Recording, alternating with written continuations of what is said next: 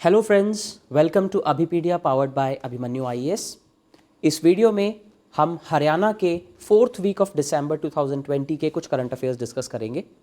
From date 19th of December till 25th of December 2020 Haryana में कुछ important events हुए हैं। इनफैक्ट कैबिनेट की कुछ मीटिंग्स हुई, हरियाणा कैबिनेट की, headed by the chief minister. तो उन्होंने कुछ इंपॉर्टेंट डिसीजंस लिए हैं। तो आज की काफ़ी सारी न्यूज़ आइटम्स उसी पर बेस्ड हैं, whether it is related to the polity portion or it's related to the development of historical site. तो कुछ ऐसे इंपॉर्टेंट डिसीजन लिए हैं हरियाणा की कैबिनेट ने, जो कि आज की जो इस वीक की जो न्यूज़ है हरियाणा की, उसको जिन्होंने डोमिनेट किया। So let us start with this. पहली जो न्यूज़ है that is Haryana CM approves constitution of new municipal corporation in Manesar. तो गुड़गांव में ये एक जगह है मानेसर, इसके लिए एक नई municipal corporation Haryana chief minister ने अप्रूव कर ली है। तो Haryana CM mister Manohar Lal Khattar has approved the constitution of a new municipal body in Manesar. और ये म्यूनिसिपल बॉडी कौन सी है? Municipal corporation. तो ये आपको फ़र्क पता होना चाहिए। म्यूनिसिपल कॉरपोरेशन, इसको डिटेल में अभी हम थोड़ी देर बाद देखते हैं। तो म्यूनिसिपल कॉरपोरेशन जो होती है, it is for large cities, जो बड़े शहर होते हैं उनके लिए होती है। Now the question is how do we define कि बड़ा शहर क्या होता है, कितना बड़ा होता है वो शहर। तो वो डिपेंड करता है स्टेट वाइज। ऐसी कोई नेशनल डेफिनेशन नहीं है। वो इसलिए नहीं है क्योंकि जो लोकल गवर्नमेंट का कॉन्सेप्ट है, the concept of local self government, under part 9 and part 9A of the constitution. Part 9 में पंचायत की बात की गई है, पार्ट 9A में अर्बन लोकल बॉडीज़ की बात की गई है। तो वो जो लोकल सेल्फ गवर्नमेंट का कॉन्सेप्ट है, रूरल या अर्बन, वो स्टेट्स के पर्व्यू में आता है। इसलिए हर स्टेट का जो पंचायती राज एक्ट है या हर स्टेट का जो म्यूनिसिपल एक्ट है, उसके अकॉर्डिंग हर स्टेट फ्री है ये डिसाइड करने के लिए कि वो क्राइटेरिया क्या होगा जिसके अकॉर्डिंग ये बॉडीज़ इस्टेब्लिश होंगी। यानी कि पॉपुलेशन का ही मेन क्राइटेरिया उसमें रखा जाता है। सो एज़ पर हरियाणा वो क्राइटेरिया क्या है और हरियाणा में ये बॉडीज़ किस किस लेवल की और कितनी हैं, ये हम अभी देखते हैं। तो जो म्यूनिसिपल कॉरपोरेशन होती है that is of the highest level. जो बड़े शहर होते हैं, हरियाणा में ये जो लिमिट है that is more than 3 lakh population. जिन शहरों की पॉपुलेशन या आबादी 3 लाख से ज़्यादा हो जाती है, वहाँ पर म्यूनिसिपल कॉरपोरेशन बनाई जाती है। उससे कम आबादी वालों के लिए म्यूनिसिपल काउंसिल या म्यूनिसिपैलिटी होती है, और उससे भी एक कम आबादी वालों के लिए नगर पंचायत होती है। तो हरियाणा में अब तक कुल 10 म्यूनिसिपल कॉरपोरेशंस ऑलरेडी हैं। तो ये 11वीं म्यूनिसिपल कॉरपोरेशन बनी है जो कि मानेसर में बनाई गई है। ये ज़रूरी नहीं है कि जो म्यूनिसिपल बॉडी है वो डिस्ट्रिक्ट वाइज ही बनाई जाए। जैसे कि मानेसर जो है, now this is not a district of Haryana. तो कई बार इस तरह के स्टेटमेंट बेस्ड क्वेश्चन पूछे जाते हैं that only a district is eligible to become a municipal corporation. This is not true. ऐसा हो सकता है कि एक ही डिस्ट्रिक्ट में ऐसे 3 या 4 शहर हों जिनके अलग अलग म्यूनिसिपल कॉरपोरेशन हों। It depends on a city and not on a district. तो मानेसर के लिए ये 11वीं म्यूनिसिपल कॉरपोरेशन बनाई गई है। Now very very important fact for you to remember, वो कौन से 10 शहर हैं ऑलरेडी जिनमें म्यूनिसिपल कॉरपोरेशन है। ऑड वन आउट का क्वेश्चन जनरली इसमें पूछा जा सकता है। तो गुड़गांव में है, फरीदाबाद, सोनीपत, पंचकुला, यमुनानगर, रोहतक। तो ये 6 शहर हैं। देन इससे आगे बढ़ें तो करनाल, हिसार, पानीपत और अंबाला। तो ये कुल 10 शहर हैं हरियाणा में जो आपको याद करने हैं। ये 10 शहर हैं जो कि जिनमें ऑलरेडी म्यूनिसिपल कॉरपोरेशन है हरियाणा में, राइट। तो अगर आपको इस क्लास की PDF चाहिए, you can go and click on the link in the description. वहाँ पर रजिस्टर करके आप इसकी फ्री PDF डाउनलोड कर सकते हैं।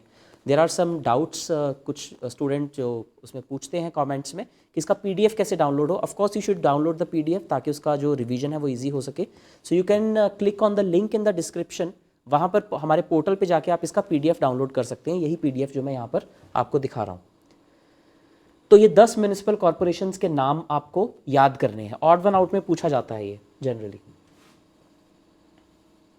तो मानेसर के कुल 29 गांव हैं जो कि मानेसर में ऐड कर दिए गए ताकि मानेसर की पॉपुलेशन उतनी बन जाए कि वो म्यूनिसिपल कॉरपोरेशन के लिए एलिजिबल हो जाए। So what is the criteria? The required criteria of minimum population is 3 lakhs इन हरियाणा, ये भी इंपॉर्टेंट है। 3 लाख कम से कम किसी शहर की आबादी होनी चाहिए, तभी वहाँ पर म्यूनिसिपल कॉरपोरेशन बन सकती है। कॉरपोरेशन, कोई और बॉडी नहीं, सिर्फ कॉरपोरेशन जो सबसे बड़ी बॉडी होती है। तो अगर हरियाणा में अर्बन लोकल बॉडीज़ की बात करें, there are a total of 87 municipalities in Haryana. 3 level पे होती हैं म्यूनिसिपैलिटीज़, उनमें से 10 तो हो गई म्यूनिसिपल कॉरपोरेशंस जो कि बड़े शहरों के लिए होती हैं। देन जो मिडल लेवल के शहरों के लिए होती हैं, they are municipal councils, they are 19 in number, 19 municipal councils हैं। देन जो बहुत छोटे छोटे शहरों के लिए होती हैं, दे आर म्यूनिसिपल कमिटीज़, ये है 58। तो कुल मिलाकर अभी तक 87 म्यूनिसिपैलिटीज़ थी हरियाणा में, अब उसमें एक मानेसर भी ऐड हो गई है। तो यहाँ पर 10 + 1 हो गया है ये। Now there are 11 municipal corporations in Haryana. तो ये पॉलिटी पर्सपेक्टिव से एक इंपॉर्टेंट न्यूज़ है। नेक्स्ट, आई टोल्ड यू कि हरियाणा गवर्नमेंट के डिसीजंस ही हैं इस बार important. Haryana government okays policy targeting 1 lakh crore rupees investment and 5 lakh jobs.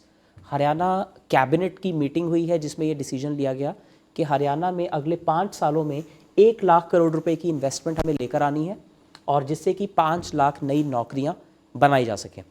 5 lakh नई नौकरियां बनाने की बात इसलिए भी ज़्यादा इंपॉर्टेंट है अभी, क्योंकि हरियाणा ने पिछले कुछ टाइम में ऐसे डिसीजंस लिए हैं जिससे कि हरियाणा के यूथ को प्रेफरेंस मिल सके जॉब्स में।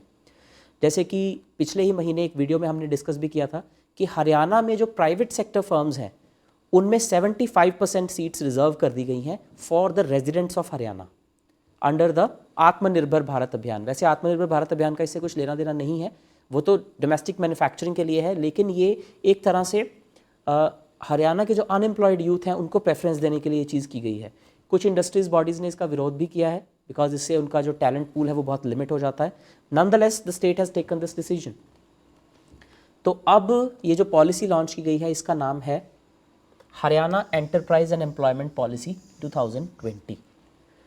तो हरियाणा की पॉलिसी है 2020 में आई है, एंटरप्राइजेज यानी कि इंडस्ट्रीज़ को डेवलप करने के लिए और एम्प्लॉयमेंट जनरेट करने के लिए। तो ये पॉलिसी आपने याद रखनी है, Haryana enterprises and employment policy 2020। इसका फोकस होगा to build a resilient economy, resilient economy को बनाना और इंडस्ट्रियल ग्रोथ को प्रमोट करना, क्योंकि अगर ये 2 चीज़ें होंगी तभी स्टेट के यूथ को नौकरी मिल पाएगी और स्टेट का जो GSDP है वो बढ़ पाएगा। GSDP यानी कि ग्रॉस स्टेट डोमेस्टिक प्रोडक्ट जो है वो बढ़ेगा।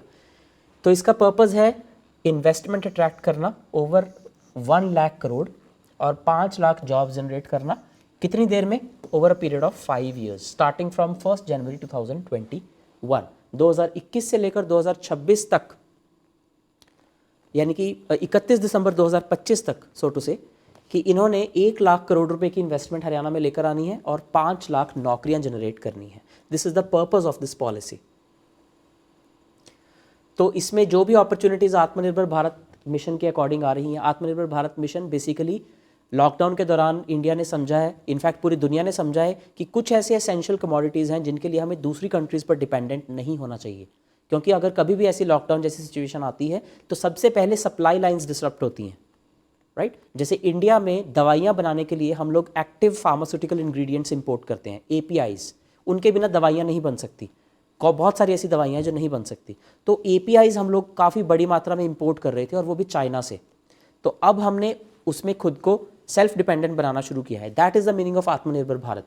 तो उसको भी ऑगमेंट करेंगे हम, यानी कि अब अगर कुछ चीज़ें हम खुद बनानी शुरू करेंगे, इंपोर्ट सब्स्टिट्यूशन शुरू करेंगे, तो उसमें हरियाणा भी ऐसी चीज़ें आइडेंटिफाई करेगा जिन्हें वो खुद बना सकता है इंस्टेड ऑफ इम्पोर्टिंग देम। तो इसका जो मतलब है वो ये है that how we can leverage Atmanirbhar Bharat Abhiyan to the advantage of the state.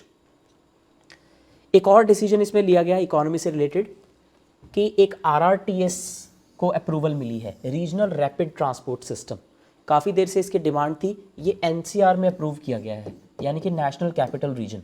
और हमें पता है कि around 57% of Haryana falls in the NCR, national capital region में आधे से ज़्यादा हरियाणा फॉल करता है। So what ever is happening near Delhi is of utmost significance to Haryana also। तो ये RRTS कहाँ से कहाँ तक सैंक्शन किया गया है? दिल्ली से लेकर पानीपत तक, रीजनल रैपिड ट्रांजिट सिस्टम का मतलब होता है कि एक ट्रेन चलेगी इस पर, जैसे लोकल ट्रेन होती है, और वो फुल कैपेसिटी ट्रेन होगी. So that is the meaning of RRTS, ताकि वहाँ से जो लोग हैं वो बहुत इजीली आ जा सकें. 103 किलोमीटर इसकी लंबाई होगी, 17 इस पे स्टेशन होंगे, 11 हरियाणा में, 6 दिल्ली में. सो ये ट्रिवियल डिटेल है, ये आपको नहीं करनी, लेकिन इंफ्रास्ट्रक्चर पॉइंट ऑफ व्यू से how Haryana can take advantage of the development of Delhi, तो RRTS उसमें एक इंपॉर्टेंट है. जैसे हमने KMP एक्सप्रेसवे की अगर हम बात करें, Kundli Manesar Palwal expressway, that is a huge boost to the economy of Haryana. उसी तरह से RRTS can also prove to be one. तो इंफ्रास्ट्रक्चर की जब हम बात करते हैं, इंफ्रास्ट्रक्चर इकोनॉमी का एक बहुत इंपॉर्टेंट सब हेड है. तो अगर आपको कुछ 2-3 इंफ्रास्ट्रक्चर प्रोजेक्ट्स का साइट करना हो एग्जाम्स में, then this RRTS system you can cite. एक और डिसीजन लिया कैबिनेट ने, एक योग कमीशन का नाम बदल दिया गया है. तो जो हरियाणा योग काउंसिल है उसका नाम बदल के हरियाणा योग आयोग रख दिया गया है, योगा को प्रमोट करने के लिए, to promote the awareness and education in yoga. ये एक छोटा सा ट्रिवियल फैक्ट है, but you should know about it. Next important news है, Haryana cabinet okays new panchayat tax on power bills, agriculture exempted. नया टैक्स लगाया है हरियाणा गवर्नमेंट ने, जिसका नाम है पंचायत टैक्स. ये बिजली के बिलों पर लगेगा, राइट, और इससे जो भी इनकम होगी वो पंचायत को जाएगी. Very interestingly. अब ये इंपॉर्टेंट ज़्यादा क्यों है? कोई भी नया टैक्स लगाना इतना इंपॉर्टेंट नहीं होता, सरकारें टैक्स लगाती रहती हैं, हटाती रहती हैं. The importance is for Panchayati Raj institutions.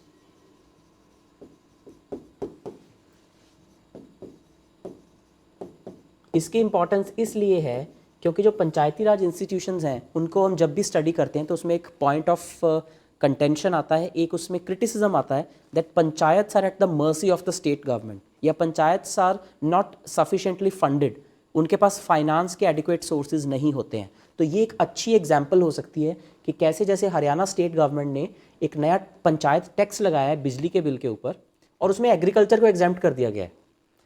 Otherwise it would have been a very regressive policy. Agriculture को हम टैक्स नहीं करते हैं, तो एग्रीकल्चर के जो बिल हैं, किसानों के जो बिजली बिल हैं उन पे नहीं लगेगा, बाकी जितने भी डोमेस्टिक और कमर्शियल बिल्स हैं उन पे लगेगा. तो ये जो टैक्स है ये वैसे तो स्टेट गवर्नमेंट के पास जाना चाहिए, लेकिन ये पंचायत की जो रेवेन्यू है उसको ऑगमेंट करने के लिए यूज़ किया जाएगा. तो इससे जितना भी रेवेन्यू आएगा वो सारा हरियाणा की पंचायतों को चला जाएगा. This a very good step, और फंडिंग के साथ ही उनकी एक्चुअल एम्पावरमेंट होगी. तो कितना लगाया गया है ये? 2%. 2% panchayat tax on power bills for consumers who fall with in the limits of rural bodies. यानी कि गांव के जो घर होते हैं, दुकानें होती हैं, उन पे ये टैक्स लगाया जाएगा, उनके बिजली बिलों पे. Electricity consumption for agriculture and some other categories is exempted. एक एग्रीकल्चर को इससे बाहर रखा गया है, एक सेंट्रल गवर्नमेंट को इससे बाहर रखा गया है. इस सेंट्रल गवर्नमेंट की कोई भी अगर एस्टैब्लिशमेंट है, जैसे रेलवे स्टेशन हो गए या डिफेंस एस्टैब्लिशमेंट हो गई, उन पे ये रूल अप्लाई नहीं होगा. To augment the financial resources of gram panchayat. पंचायतों को इससे पैसा मिलेगा. अदरवाइज जो पंचायतें हैं they are totally dependent on state government grants. जितनी भी स्टेट गवर्नमेंट से ग्रांट आ जाती है उससे वो चलते हैं. नहीं तो जो थोड़ी बहुत शामलाट ज़मीन होती है या पंचायत लैंड होती है, उसको अगर वो फर्टाइल है तो उसको कॉन्ट्रैक्ट फार्मिंग पे दे दिया जाता है, उससे थोड़ा बहुत पैसा आ जाता है. उससे जितने गांव के डेवलपमेंट के काम हो पाते हैं वो कर देते हैं, बाकी नहीं कर पाते हैं. या फिर अगर वो बंजर ज़मीन है फिर तो उनके पास बहुत ही कम सोर्सेज रह जाते हैं रेवेन्यू के लिए. तो ऐसे में ये एक काफ़ी अच्छा स्टेप है. And it will also not apply on consumption of electricity by the government of India or consumed in the construction, maintenance और ऑपरेशन ऑफ रेलवेज. यानी कि सेंट्रल गवर्नमेंट से रिलेटेड जो चीज़ें गांव में फॉल करती हैं उनकी बिजली पे ये नहीं लगेगा. इससे कितना रेवेन्यू होने की उम्मीद है? An additional 100 to 125 crore annually for the panchayat. 100 से 125 करोड़ रुपए इससे हर साल आने की उम्मीद है. इसको कलेक्ट तो बिजली बोर्ड ही करेगा, लेकिन बाद में ये ग्राम पंचायत को भेज दिया जाएगा.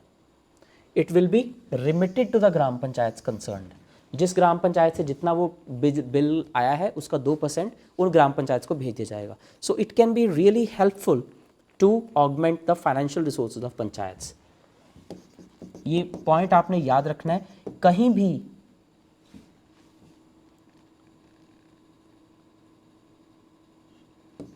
कहीं भी आपको पंचायत से रिलेटेड कोई भी क्वेश्चन आता है तो हरियाणा की आपने ये एग्जाम्पल ज़रूर देनी है 100%। Even if you are attempting a mains paper of Haryana or you are attempting any other paper, you can give this example कि कैसे स्टेट गवर्नमेंट एक अलग से टैक्स लगा के पंचायत के लिए उसको रिजर्व कर सकती है। So it's a good example of that. अगली न्यूज़ टूरिज्म से रिलेटेड है, बट मोर स्पेसिफिकली हिस्ट्री से रिलेटेड है। तो हरियाणा में कुछ बहुत इंपॉर्टेंट हिस्टोरिकल साइट्स हैं, हमें पता है, जैसे राखी गढ़ी हो गई, कुनाल हो गई। तो अब इनमें से एक प्री हड़प्पन साइट है जहाँ पर बहुत जल्दी म्यूज़ियम बनने वाला है, तो उसके लिए अप्रूवल मिल चुकी है। So that site is Kunal, very very important site, Fatehabad district में है कुनाल विलेज। तो PWD बिल्डिंग्स एंड रोड्स ने इसका ठेका उठाया है और यहाँ पर एक म्यूज़ियम बनाया जाएगा। The archaeological sites of Fatehabad are among the most ancient and significant sites for the pre Harappan era. Pre Harappan era जिसमें हम हाकड़ा कल्चर की बात करते हैं, हाकड़ा कल्चर में ये एक दो साइट्स हैं जो बहुत इंपॉर्टेंट हैं। एक आपकी हो जाती है कुनाल और दूसरी हो जाती है भिराना। ये दो साइट्स बहुत इंपॉर्टेंट हैं। The site in Kunal is stated to be the contemporary to the one in भिराना। दोनों साइट्स बहुत इंपॉर्टेंट हैं। और जो भिराना है उसकी कार्बन डेटिंग ये बताती है that it dates back to 7030 BC। तो प्री हड़प्पन एरा का है। हड़प्पन एरा तो बहुत बाद में आई है उसके। It dates back to pre Harappan era. तो इसको यहाँ पर प्रिजर्व किया जा रहा है, वहाँ पर म्यूजियम बनाया जा रहा है जिसमें उससे रिलेटेड सारी की सारी इंफॉर्मेशन दिखाई जाएगी। उसके बाद कुनाल जो विलेज है फतेहाबाद में, वहाँ पर खुदाइयाँ हुई, तो वहाँ से हमें क्या क्या मिला है, हमें पता चलता है कि यह हाकरा कल्चर से बिलोंग करता है। यहाँ पर they have found the traces of a prosperous pre Harappan human habitation. Harappa era से भी बहुत पहले की ह्यूमन हैबिटेशन के यहाँ पर हमें लिंक्स मिलते हैं, which is believe to have existed along the banks of Saraswati river. Saraswati river अब अपनी फुल फॉर्म में एग्जिस्ट नहीं करती है, इट इज़ एक्सटिंक्ट। तो बिल्कुल to the south of Punjab ये रिवर फ्लो करती थी और पूरी की पूरी हरियाणा में फ्लो करती थी। लेकिन अब इसके बहुत छोटे छोटे रिवलेट्स हमें मिलते हैं, इन्हें हम आपस में कनेक्ट नहीं कर पाए हैं और इसे रिवाइव करने का एक प्रोजेक्ट चल रहा है सेंट्रल गवर्नमेंट का, that how we can revive Saraswati river. कहीं कहीं से बीच बीच में से लिंकेजेस क्रिएट करके how we can revive this river, इसके ऊपर अभी प्रोजेक्ट चल रहा है। तो यहाँ पर एक एक्सकेवेशन यानी कि खुदाई की गई थी जिसमें क्या क्या मिला है, we have found materials that highlighted crucial facts about lifestyle, socio-economic milieu and food habits of the people who lived along the Saraswati in the ancient times। Saraswati नदी के किनारे रहने वाले लोगों के बहुत सारे हमें मटेरियल्स मिले हैं जिससे उनकी सोशो इकोनॉमिक हैबिट्स का, उनके खान पान की हैबिट्स का पता चलता है। So it's a very important site from the point of view of archaeology, इसीलिए यहाँ पर म्यूजियम बनाने को अप्रूवल दी गई है। जो कुनाल साइट है इसे भिराना का कंटेम्प्रेरी माना जाता है, यानी कि ये दोनों एक ही वक्त में एग्जिस्ट करती थी around 7000 BC। And Bhirana is Kunal is the oldest Indus civilisation site जो कि हमें इस रीजन में मिलती है, प्री हड़प्पन में। यहाँ पर क्या क्या मिला है थोड़ा देखते हैं। Discovery of gold beads, copper rings, ये हमें कुनाल में मिलती हैं। कॉपर की रिंग्स मिलती हैं, गोल्ड के मालाएं मिलती हैं हमें यहाँ पे, right. So these were the developed village farming communities जिनके ट्रेड रिलेशंस थे दूसरी कंट्रीज़ के साथ भी। इतनी डेवलप्ड चीज़ें हमें यहाँ पर मिलती हैं, यानी कि ये लोग प्रॉस्परस थे, इनके दूसरी सिविलाइजेशन के साथ जैसे कि सुमेरियन सिविलाइजेशन वगैरह के साथ इनके ट्रेड लिंक्स थे। Such as metal and precious stones were imported from far flung places. हमें इस तरह के ट्रेसेस मिलते हैं कि ये जो कुछ इंपॉर्टेंट मेटल्स हैं और ज्यूल्स हैं ये इस इलाके में नहीं पाए जाते थे, तो कहीं बहुत दूर पाए जाते थे, तो वहाँ से इन्होंने इंपोर्ट किए होंगे। That means they had trade relations with those civilizations as well. Silver ornaments, चांदी के जो जवाहरात हैं वो हमें यहाँ पर मिलते हैं। देन एक ड्वेलिंग पिट मिली है यहाँ पर which is 2 metres in diameter. ये post neolithic phase of Hakra culture से बिलोंग करती है। काफ़ी इंपॉर्टेंट है ये सारे फैक्ट्स स्टेटमेंट बेस्ड क्वेश्चन के लिए भी और significance of Haryana as a like from the archaeological point of view or from the ancient history point of view. Then archaeologists believe that 3 sites, Kunal, Bhirrana and Rakhigadi, तीनों सबसे important sites Haryana की, very very important this is. Kunal, Bhirrana and Rakhigadi, they were contemporary. Archaeologists का कहना है कि ये तीनों एक ही वक्त में exist की और ये सरस्वती और घग्गर रिवर के किनारे फ्लरिश की, तीनों साइट्स, तीनों आज भी हरियाणा में मौजूद हैं और इन्हीं को प्रमोट करने के लिए म्यूजियम बनाया जा रहा है. So the news that is important is not that the museum is being made here, the news that is important is कि ये साइट्स कौन सी है और इनके बारे में आपको पता होना चाहिए. Now that they are in news you can expect a question or two in prelims as well as mains. Haryana के किसी भी एग्जाम में इस तरह के क्वेश्चन आप करंट अफेयर से एक्सपेक्ट कर सकते हैं. उसी तरह से एक और न्यूज़ जो कि टूरिज्म डिपार्टमेंट की ज़्यादा लगती है, but again it is important from Haryana's history, Haryana's mythology. जो करनाल में कर्ण लेक है उसको प्रमोट करने के लिए टूरिज्म डिपार्टमेंट ने अप्रूवल दे दी है. तो ये जो कर्ण लेक है it is spread over 17 acres और इसको बहुत अच्छे से डेवलप किया जाएगा. किसके द्वारा? करनाल स्मार्ट सिटी प्रोजेक्ट के अंडर. स्मार्ट सिटी प्रोजेक्ट बन रहा है. So each and everything is going to be renovated, it's going to be modernized. बड़ा कुछ यहाँ पे बनेगा, ब्यूटिफिकेशन होगी, प्रॉपर साइनेजेस लगेंगे, राइट, बैंक्वेट हॉल बनाया जाएगा. So the importance of this news is tourism promote करने के लिए, इकोनॉमी प्रमोट करने के लिए, रिलीजन प्रमोट करने के लिए. ऐसा ही एक और बहुत बड़ा इनिशिएटिव है हरियाणा गवर्नमेंट का, which is the international Gita Mahotsav. अभी पिछले हफ्ते ही होकर चुका है इंटरनेशनल गीता महोत्सव. उसमें भी इन्हीं 3 चीज़ों के ऊपर फोकस होता है, कैसे एक तीर से 3 निशाने मारे जा सकते हैं. It's a very good approach as far as governance is concerned. कि आप रिलीजन को भी प्रमोट कर रहे हो इनडायरेक्टली, टूरिज्म को भी प्रमोट कर रहे हो, इकोनॉमी को भी प्रमोट कर रहे हो. किसी जगह पे कोई बहुत बड़ा गुरुद्वारा है जहाँ पर कोई मेला लगता है, so try to develop that destination accordingly.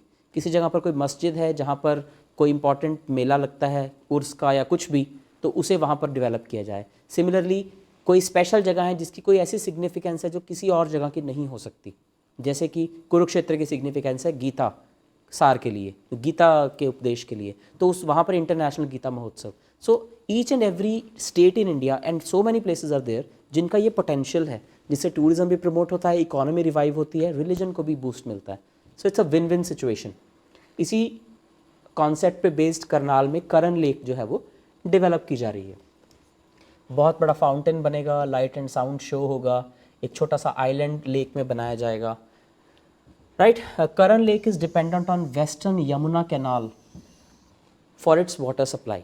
अपनी वाटर सप्लाई के लिए ये वेस्टर्न यमुना कैनाल पर फ़िलहाल पूरी तरह से डिपेंडेंट है, लेकिन इसके बाद इसमें कुछ ट्यूबवेल्स लगा दिए जाएंगे ताकि थ्रू आउट द ईयर इसमें वाटर सप्लाई इंश्योर की जा सके. और तो और यहाँ पर ट्रैक्स भी बनाए जाएंगे. अब एक चौथा पर्पस भी सॉल्व होगा इससे, tracks for cycling, for pedestrians यानी कि वॉक करने के लिए, एंड फॉर व्हीकल्स. तो जैसे चंडीगढ़ में सुखना लेक है, समथिंग लाइक दैट, एक 1 से 1.5 किलोमीटर लंबा ट्रैक डेवलप किया जाएगा जिसपे साइकिलिंग के लिए अलग ट्रैक होगा, पेडेस्ट्रियंस के लिए. सो what do we learn from these kind of projects, that how from by doing one particular thing so many problems can be solved. Ancient sculpture को यहाँ पर लगाया जाएगा ताकि इसकी जो ब्यूटी है वो बढ़ाई जा सके. एक कॉरिडोर डेवलप किया जाएगा फ्रॉम श्रीमद् भगवत गीता द्वार टू कर्ण लेक ताकि टूरिस्ट को वहाँ पर अट्रैक्ट किया जा सके. तो बहुत सारे इसमें ये पॉइंट्स जो हैं आ जाते हैं. So these were the important news from Haryana this week. अगर आपको वीडियो अच्छी लगी हो, please like, subscribe and share it with your friends. Thank you and have a nice day.